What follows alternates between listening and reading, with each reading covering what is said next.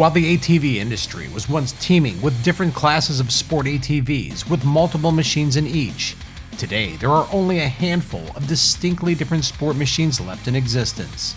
Yamaha's YFZ 450R is a purpose-built high-performance ATV. It's essentially a corked-up race machine in stock trim that's more at home on motocross and cross-country tracks than it is on day-long trail rides.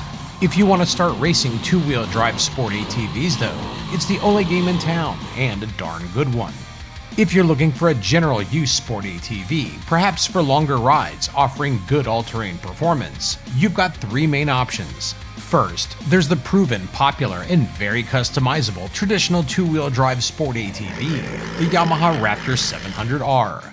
It's at home in the dunes, or carving up tight trails. It's also fun to sneak one out on the motocross track from time to time.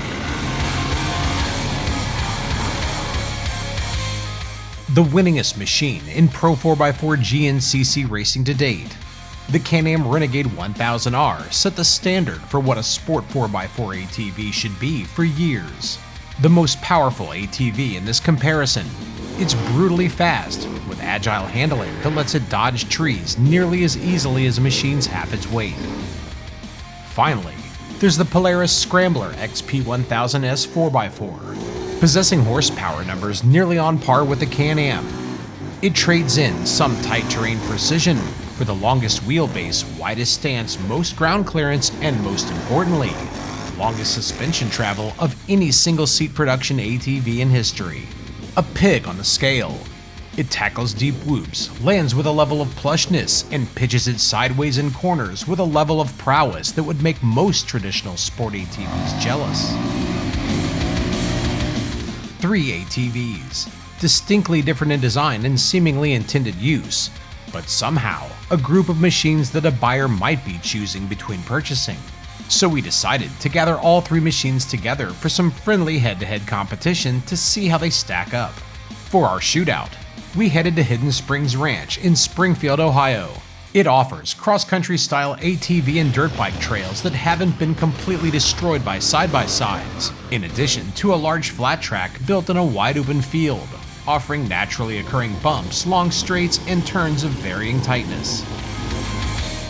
We got 2 big bore 4x4s and a sport quad. We're out here to see which will do best on the trails given any condition that we have here in Southern Ohio.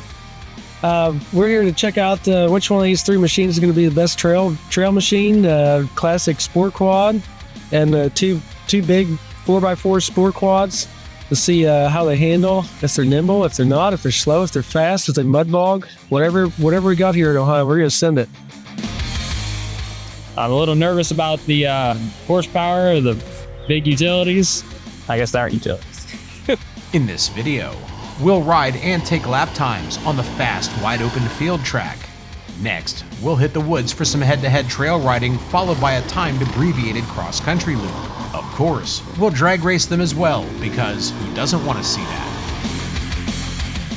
ATV On Demand's first ultimate sport ATV shootout was made possible by make staying in contact simple with the wireless PackTalk Edge ORV communication system from Cardo.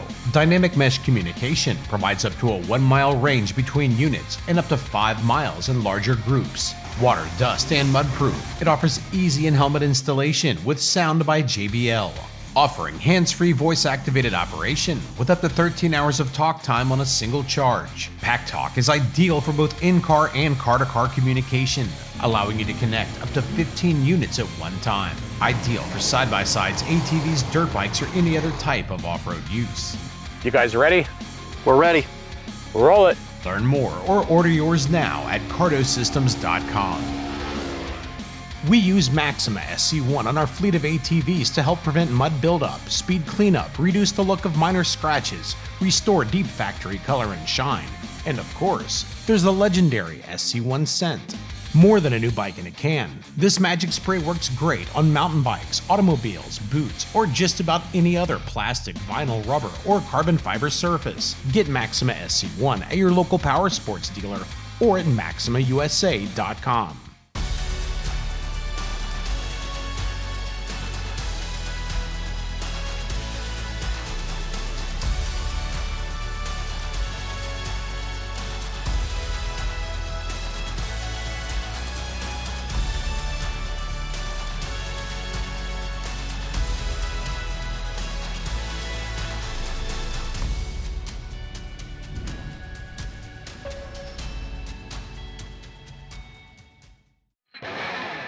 technical breakdown.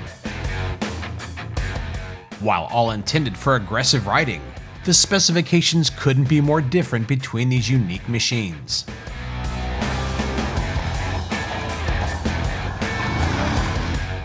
The Raptor 700R weighs 422 pounds wet, powered by a 47 horsepower single-cylinder 4-stroke engine, mated to a very efficient 5-speed manual shift transmission with reverse. A chain handles final drive to the rear wheels. The Polaris Scrambler S weighs 861 pounds dry and is powered by an 89 horsepower parallel twin-cylinder engine. It's mated to a fully automatic continuously variable transmission with high and low forward ranges plus neutral reverse and park.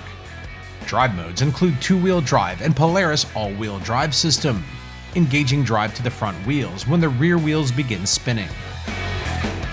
The Can-Am Renegade 1000R has a dry weight of 796 pounds and is powered by a 91 horsepower V-twin engine. It's mated to a fully automatic continuously variable transmission with high and low forward ranges plus neutral reverse and park. Drive modes include 2-wheel drive and 4-wheel drive, with Can-Am's Visco Lock quick engaging auto-locking front differential that automatically locks in both front tires if one front tire starts spinning. After adding another 20 pounds to the Renegade and Scrambler for fluids, the Renegade yields the highest power-to-weight ratio of 0.1115 horsepower per pound. The Raptor is a virtual tie at 0.1114 horsepower per pound. The Scrambler S takes a pretty close third at 0.0987 horsepower per pound. What power-to-weight ratio doesn't take into account is the power lost through CVTs, plus the added rotating mass of drive shafts, differentials, axles, CV joints, plus larger and heavier wheels and tires found on the 4x4s. We can attest from experience that noticeable horsepower increase is easy to achieve from all three machines. There's an additional 10 to 15% horsepower available with the installation of a good aftermarket exhaust, like HMF's Titan or Performance Series, when paired with their pre-programmed fuel optimizer featuring easy onboard tuning. Available for 4x4s in either quiet or loud versions, HMF's Titan Series exhaust feature tough, lower maintenance, corrosion-resistant stainless steel construction.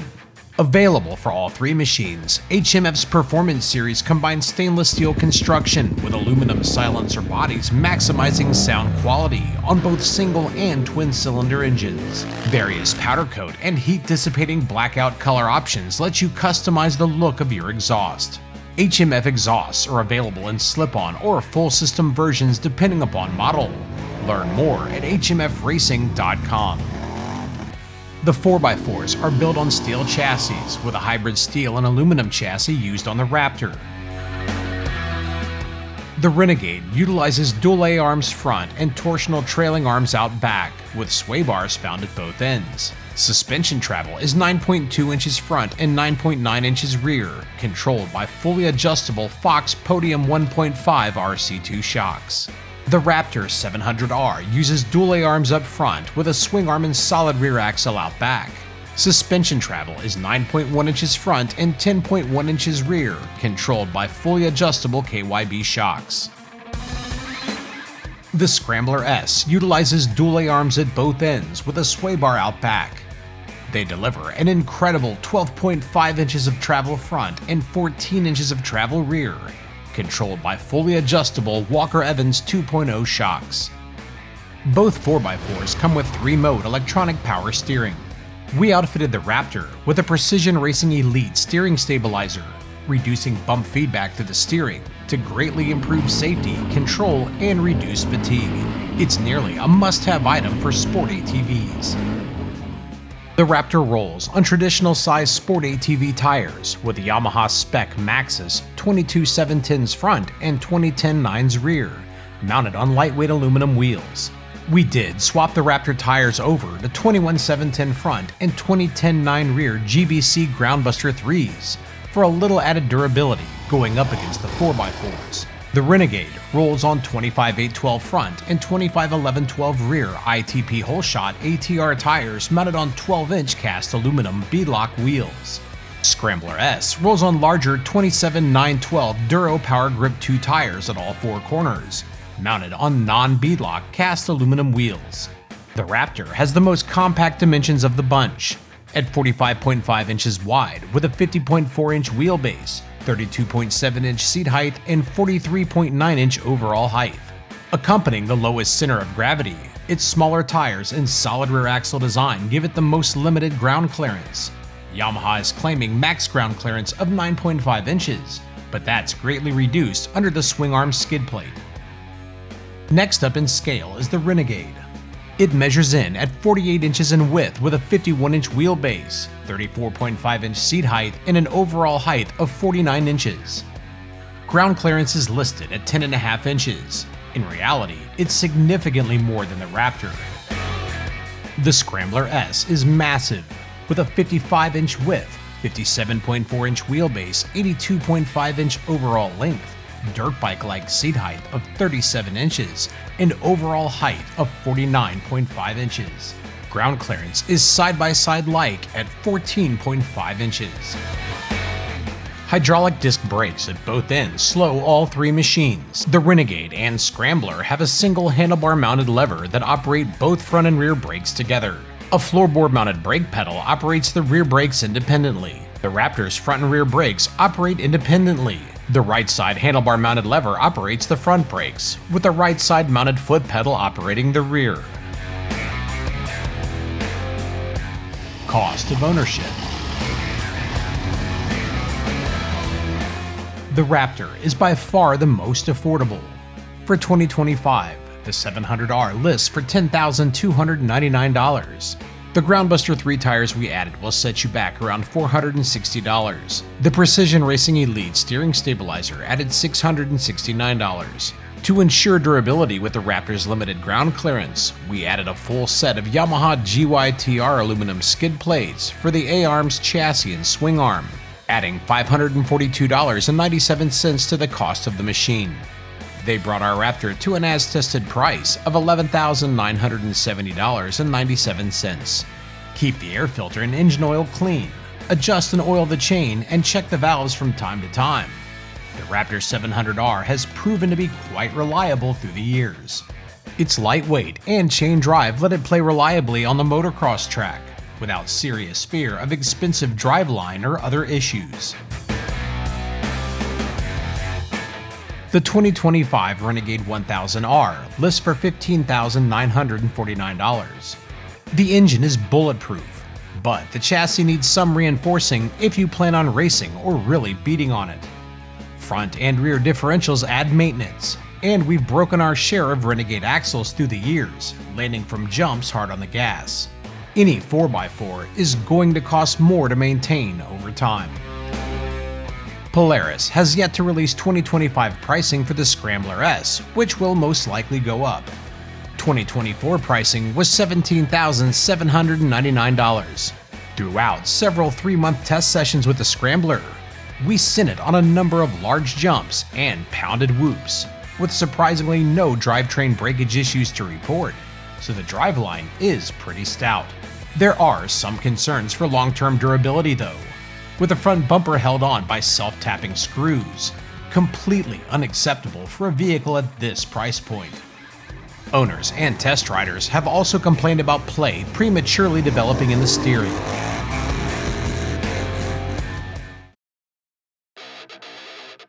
Wide open trail test.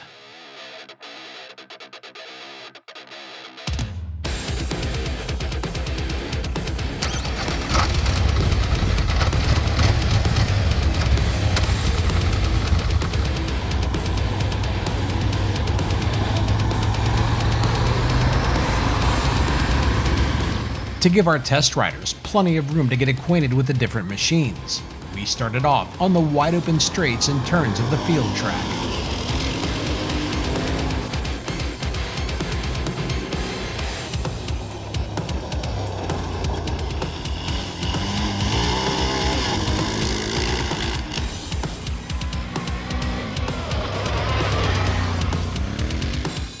So first things first, I noticed is the Scrambler's super easy to ride, super stable. The brakes are a lot better on the Scrambler compared to the Renegade, and it's obviously a lot less tippy because of the extra width. The Raptor, just kind of your traditional sport quad. It's what you'd expect, really. It's a great machine, really fast in the straights, even in stock form. Held up pretty well against the other two machines. The Renegade, the fastest bike out there.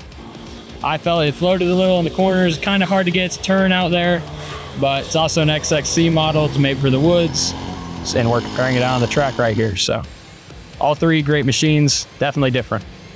So out in the field section, I would say the Renegade felt the fastest in the straightaways. Personally, I really like the Scrambler. It felt well balanced, controlled with a good amount of like linear power.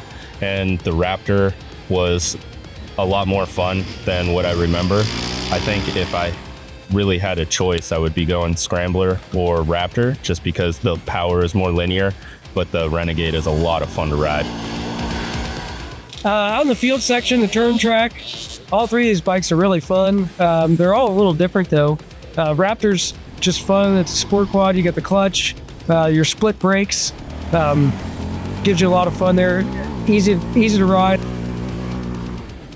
The Renegade, tons of power, and you can just get out of that corner and just hit the gas, and it's pretty cool. Just feel to go. I can't decide what I like best out there, the Raptor or the Scrambler.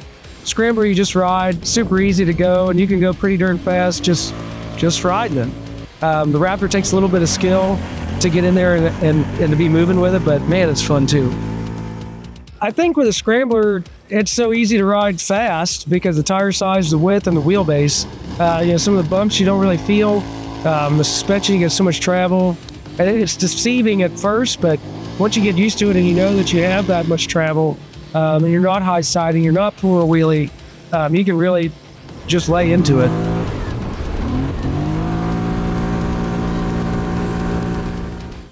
So I thought the Renegade out here might have been the fastest because of the power and these big straightaways. Yeah, I think raw power-wise, raw speed-wise, it definitely was. Big straight lines. Yeah.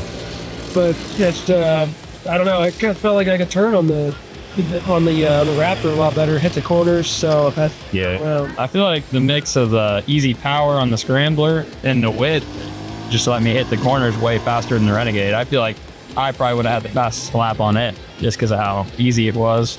Yeah, the whole package. Yeah, I would probably have to say the Raptor I was most at home with. I feel like it would be right where I wanted it to be, like especially in the turns.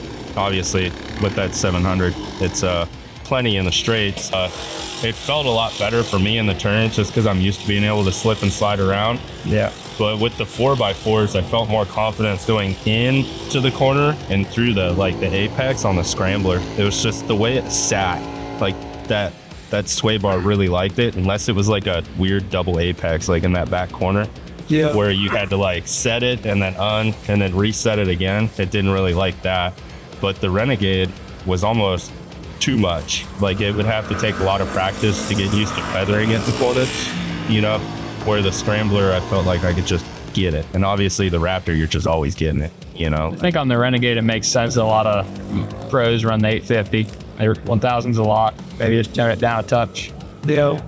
I was kind of surprised that one braking bump section in one corner, I kept hitting that same line with all three quads. Yeah. And the Renegade seemed the best over that when you're coming into the brakes. Yeah. But yeah, it's a pretty smooth track out there today, but I was pretty impressed with that. Yeah, it definitely soaked up the chatter pretty good. Yeah. I think if you were getting on the brakes of the Scrambler, it didn't like the chatter as much because of the body roll, like especially forward. The Renegade definitely did better than that. But that little like dip jump, it felt like the Scrambler just soaked it all up. Yeah, it doesn't get unsettled. I got a little weird on the Renegade through there. The Raptor I was comfortable with going through it, however, just used to the sport quad. But the other thing, like the Raptor, used to sport quad, the split brakes. The Scrambler was similar. Yeah. Could kind of break the back end loose. Yeah. But I could not get the Renegade to get loose. It either high-sided or you just slowed down. I ended up on two wheels at least once on the Renegade trying to do that. Split brakes would be nice. Yeah, I think even a left-hand rear brake and a right-hand front brake, because it's such a big machine and you're not having to reach as far when you get off. To see which machine was fastest in wide open terrain, we had former national ATV motocross racer Aaron Meyer run a timed lap on each machine from a dead stop. We'll check in on those results shortly. We then lined up all three machines to see which was fastest in a drag race, switching riders throughout. Our drag race was roughly 100 yards.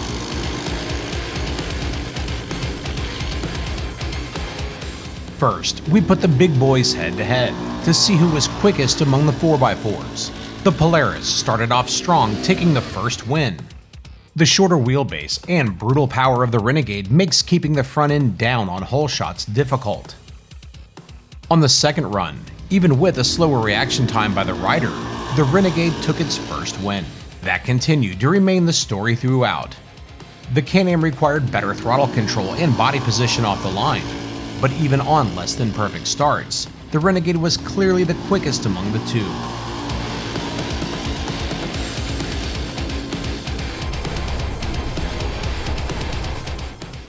And he killed you on the start. He got me at the end. Yeah, he took all your lunch money on the start. Next, we lined up the Renegade against the Raptor.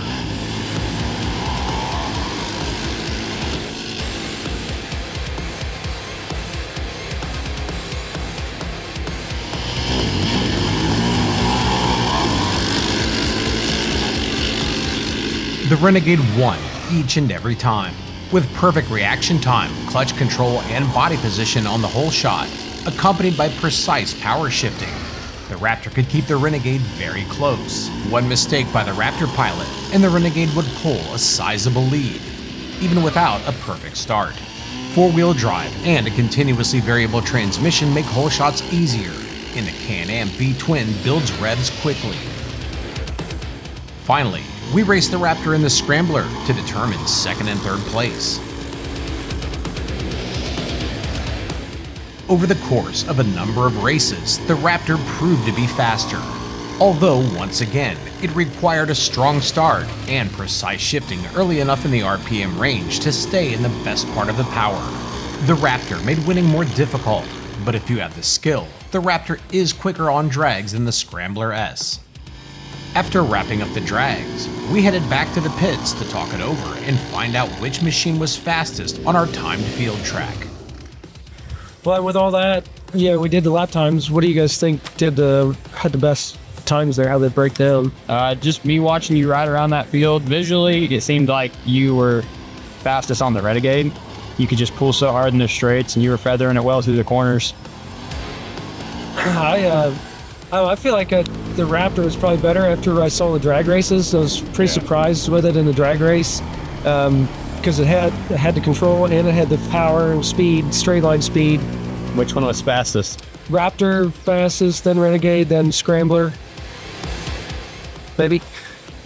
I would probably put it the same way.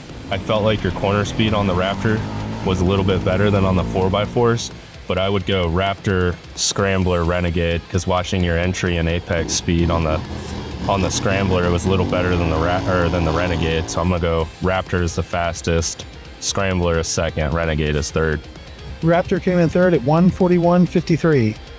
Scrambler came in at 141.43.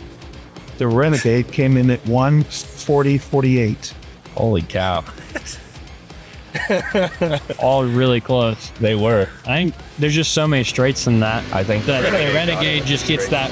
It made up that second. Because yeah, in the drag race, half a it's second at the top. Oh yeah, pretty decent. Yeah, and that was a short drag race too. Yeah, but they're all so close. That's crazy. That well, we saw that in the drag race though too. They were all so close. Yeah, it came down to whoever could shift better and launch better. Yeah. So I mean, it makes sense that I guess they would be. They're all right there. Yeah. That's crazy. They all definitely just handle and control differently though.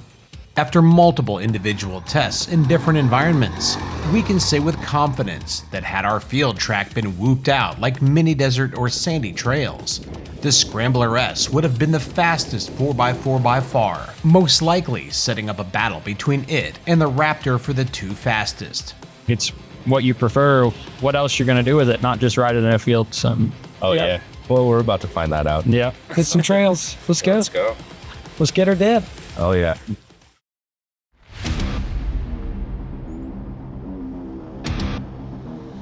Our next challenge for the machines was a trail ride in the relatively tight woods of Hidden Springs Ranch. After that, we ran a timed hot lap on an abbreviated cross-country loop to see which was faster. What'd you guys think about these three in the woods? Isaac? First thing I noticed was how uncomfortable the Scrambler was. Just way too wide for our woods we have here. Yeah, you need some butter on the sides to get through some of the stuff. Yeah. And the rocks in the creek, I'm like, okay, this is just gonna eat them up. But then I got in the creek and I'm like, well, shoot, I can't just go over them. Like, some of the rocks are too big to go over. So I'm like, well, now I have to go through them. The Raptor, I was surprised. Well, I don't know, tires or something, and then I did have skid plates on it. So it gave me a little more, Confident? yeah, some confidence going through the creek and some of the logs and stuff and some of the rocks out in the other trails. Yeah. So that was pretty good, but you know, I kind of felt the best on the Can-Am with that kind of stuff. But yeah, the skid plates on there gave me confidence with the Raptor, and then that gave me a little bit of concern just squeezing through that stuff. Yeah, I did notice that on the Scrambler going up the creek where I thought it would absolutely shine. It was almost too wide to make a decent, and because it's so long, the turning radius isn't that sharp. It was hard to kind of choose lines and go from like rock to rock, where you ended up having to be way more choosy than the Raptor, and the Renegade was just like right up it, you know, like it didn't have any problems. Yeah, and overall though, I rode the Renegade quite a bit. I rode the Raptor quite a bit. I didn't ride the Scrambler as much, but the Renegade was my choice back there. It was skinny enough to get through a lot of the tighter stuff. It did good, it soaked everything up, even in its stock form. The suspension on the Renegade really shined. Out in woods, it was the best.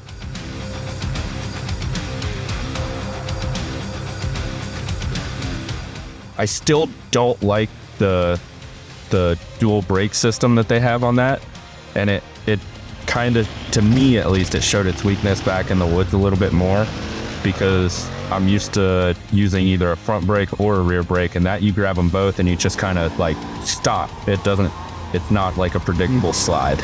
You know what I mean?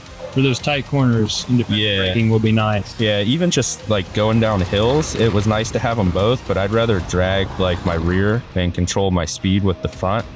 And it didn't give me personally a lot of confidence. Now the engine braking helped out quite a bit, but I didn't like if I had to turn going down a hill. Yeah, you want that control.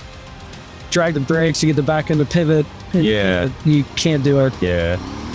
I could see maybe more hours on that machine. They could get used to it. Understand how it works. Yeah, I felt most comfortable on the Renegade overall, but when we were slamming hills and going through the tight technical stuff, besides getting stuck on the Raptor twice today, I felt more confident on the Raptor because it's familiar, you know, and we weren't riding fast or anything, but I knew what it was going to do, when it was going to do it, and my input, I knew exactly what was going to happen. Yeah. You know, and to me, confidence is key. But I will say, if I was fairly new to all this, or I had a bunch of friends that went out and rode like huge off-road parks and stuff like that where the stuff was blown out, I would I'd strongly consider the Scrambler S. Like, that thing, it was pretty fun. It's long enough that it gives you confidence on hills. The width is kind of an issue, but if you're at a big off-road park, I don't see it be as big of an issue. I just like watching you guys go through some of those where we were crossing the ruts, so you get those mud holes there, so they're rutted out, but you're not going to go through the rut, you're going to go across them. It's like you guys were slowing down after wheeling across them and whatnot. Yeah. And then I was on the Scrambler and just fly across. We were saying it looked like a spider. It's so long and the droop, it looked like a spider walking across everything. I think it'd be really fun at, Rush or Hatfield McCoy, maybe Aspen. Yeah. Just like you said, blown out places where you can just go ride. How many times did we have to do like 3-point turns with it? There were a lot of 3-point turns. Yeah. So it's and it's hard to get into like the flowy zone that you like when you're riding, when you have to stop, back up. Okay, now we Can't hold any momentum, not Yeah. our It was nice though riding it, because with those ruts and stuff, when you do come across that type of trail system, I didn't care. Yeah. Well, whatever, go that way. Yeah. You could. You can As long as there's no trees there, Well, you can go there. yeah, You know. not anywhere. Yeah. Like, you kind of learned about the turning radius back there, didn't you? It's got a little boo-boo, but luckily we had some trail fix going on. You can, I don't know, what'd you do, man? So we came up this ledge in the background with some momentum, and front right tire hit square with these two trees, and it bent the arch in the lower arm. It exaggerated that high ground clearance arch more, and it popped the tire off the bead. Yeah, I mean, we were still able to ride it out, which is good. Yeah. Luckily, we were able to get a trail fix, but it was really a testament just to the turning radius and the width, especially Yeah. when you're used to something a little skinnier. So when you're coming through that spot, over that hill, then you got a rooter rock here, and it kind of bumps you a little bit. It's not blacktop. You don't know where the tires. You can't see them. But Yeah, I think you can see them a little bit on the Renegade. Obviously, the Raptor you can. But like you don't know where they are. I know they're out there somewhere. You can tell how wide the Renegade is. I think the fenders are smaller and narrower, just a more compact bike compared to the Scrambler S. yeah, And it fits through everything a sport quad would for the most part, yeah, if not yeah. the whole. It's just when I tried it in performance mode, I felt like it was trying to dislocate my arms, though. Yeah, going through that tight technical stuff, I was like, It pulls on you. oh yeah, It has a lot of power. yeah. No shortage of that at all. We wrapped up our comparison with a timed short cross-country loop comprised of tight, intermediate, and wide-open trails, with plenty of roots, rocks, and ruts to challenge the machines. Obviously, a bent A-arm parked the Scrambler S prior to lap times in the woods, but the course had a couple of tight sections that the Scrambler would have struggled to fit through anyway. This left the popular and capable yet rarely raced Raptor 700R to face off against the Grand National Cross Country Pro 4x4 class dominating Renegade 1000R. Isaac Hart will be racing the Junior A class in GNCC in 2025, so he was chosen to ride both machines.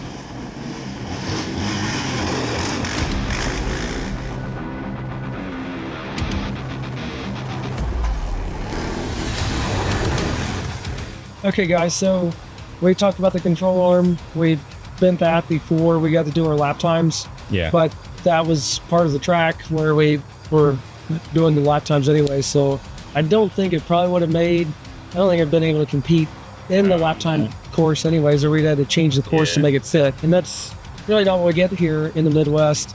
Yeah. Our trails, you're going to do the XC racing here, it's going to be tight. So I kind of think you're going to do better with the Renegade than the Raptor. I think the Renegade's going to get it just because it's smoother. But we didn't run a real long, was it a 2-hour race we did today? Yeah. No, I still got money on the Renegade. I was sitting at the top of the hill while Isaac was running his lap times, and it was hard to hear the Renegade with the stock exhaust. I could hear the Raptor, and he sounded like he was getting it on the Raptor, and I feel like when he came by us at the start finish line, he was just a tick faster. So I'm probably going to take the Raptor. I feel like I was just a touch faster on the Raptor through our loop. I think it's just because I can toss around, position it with the brakes better. Those couple tight sections we put in there, I can really get it where I need it. Yeah. The Renegade is nimble compared to the Scrambler. It was surprisingly nimble. I was impressed with how much I could toss it around. Yeah. But I'd say the Raptor probably edged you out in pure speed on that a little bit. But if you were telling me, hey, go do 15 of those laps, give me the Renegade. Because over those roots and over those rocks, I can take that all day. For the Raptor, I'm focused. Getting beat up. Yep. Yeah. Holding the bar straight. You got to be on point with the Raptor, so you hit that smooth line where the Renegade could take anything when you're bouncing around that stuff. Yeah. It wouldn't matter so much. You keep a consistent lap time where it would really mess up your times on the Raptor. Yeah. So, that's our bet. Joe, what did we hit? How it turn out? Well, your thoughts on lap time in the woods between the Raptor and the Can-Am, correct. The Renegade did a lap time of 1 minute 20.91 seconds. The Raptor did a lap time of 1 minute 17.36 seconds. That's quite a bit. That's especially in just a 1 minute lap time. Yeah. That's a big difference. I think it is just because it is pretty tight here, especially the loop that we chose to land. It's just more nimble, and there's also the coffee. Your average lookalike C race, you'll see that advantage there as well. Yeah. That takes it. I don't know. We think by the end of a long race, you'd be better with a Renegade, but Renegade's heavy. It's a heavy machine. Yeah. And with a Raptor, you do get a lot of torque there versus like a typical YFZ 450. Yeah. That clutch, it's not going to be so clutch sensitive. So that might be the bike to have. Yeah, they're also different classes. I mean, there's 4x4 only classes and then sport quad classes. Racing aside, though, I feel like if you're just going to go out and ride with your friends, obviously the Renegade is not a beginner quad. Like, yeah, that thing's crazy power. Yeah, and it's like right now power too. I think for your like intermediate to advanced rider looking for something, the Renegade would be the choice. Like, you are going to have, at least around here, you're going to have a lot of fun on the thing. Oh, yeah. There wasn't anything we threw at it today that it didn't handle with ease. It did very well. Yeah. It felt more like a sport quad than I expected. Yeah. And it is quite nimble. Yeah. And I think if you're looking for like a fun sport quad that you can ride all day, obviously the Raptor is the number one choice. And then the Scrambler, I mean, if you're out west or you're riding like big off-road parts, I think the Scrambler would be a lot of fun. Yeah. But around here with what we ride, I don't think it's not the choice for me because it's limiting. Yeah. It's a super fun bike. I had a lot of fun on it. Really impressed me in the field. Oh, yeah. Impressed me in the woods, but it's a big machine. But there's a lot of power with that too. And it makes some tough terrain easy. Yeah. But then you do have the bottlenecks with it.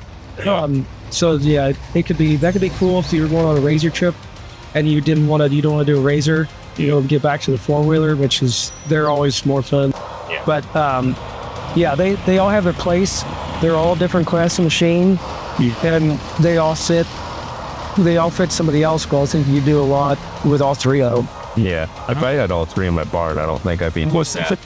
I was definitely happy riding all three. I had fun no matter what I was on, pretty much. Yeah, I mean, that's kind of the name of the game of quads anything. So yeah, let's go have it sounds fun. If you want something playful, get the Raptor. You want something still kind of nimble, but a bunch of power and kind of comfy, the Renegade. And you're out west and you're riding wide open or you're big off-road park. Yeah. You just scramble it. Something unique and different. Yeah. But we had fun today, that's for sure. We definitely did.